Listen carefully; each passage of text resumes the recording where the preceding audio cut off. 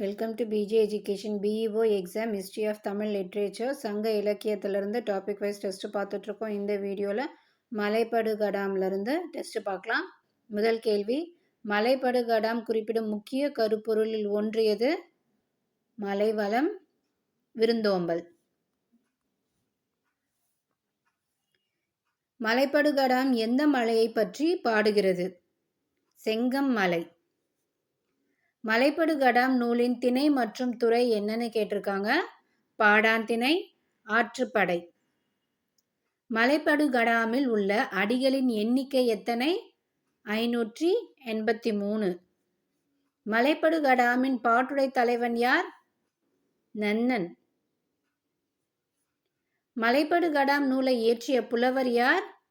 பெருங்கௌசிகனார். கூத்தராற்றுப்படை என அழைக்கப்படும் நூல் எது? மலைப்படுகடாம்.